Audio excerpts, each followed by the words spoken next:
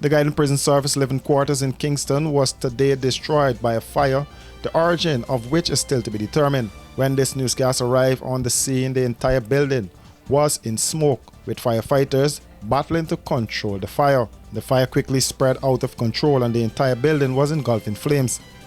By this time, schools in the area immediately began evacuating the children. Over at Action Coach, the owner took to the roof of his building and was seen pouring water on top. Some prison wardens embraced each other and some became emotional. Many of them would have lost their personal belongings and watched helplessly as the place they call home burnt to the ground. As the fire raged, the Guyana Fire Service had its fair of challenges with the water supply. Director of Prisons Nicholas Elliott arrived on the scene and met with some of his officers.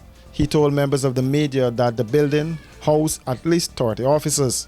He said all persons in the building were safely evacuated. And we are looking to address their immediate needs and their intervention. So they lost everything. The fire service, they are currently working to ascertain the cause of the fire.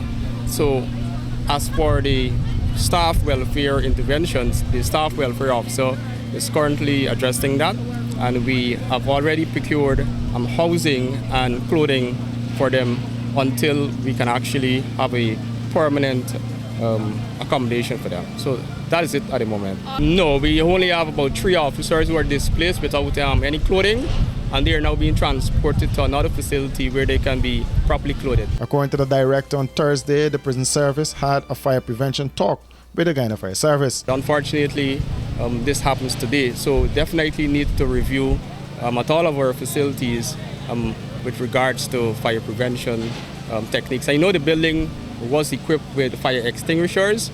I think based from the initial assessment that was used by one officer, but I guess because of the heat and the smoke would have caused them to retreat.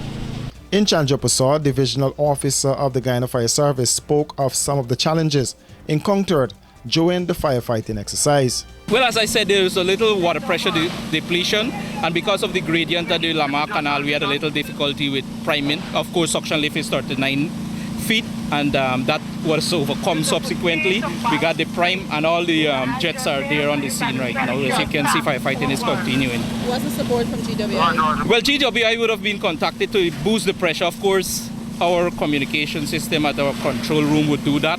But at this scene, we utilize the water from the hydrant. I would say we utilize, as you can see, the truck is engaged there. But from the open water source, there is copious amount we continue to use from that until this fire is completely extinguished. The police and the Guyana Fire Service interviewed officers on the ground as the investigations into the fire continue.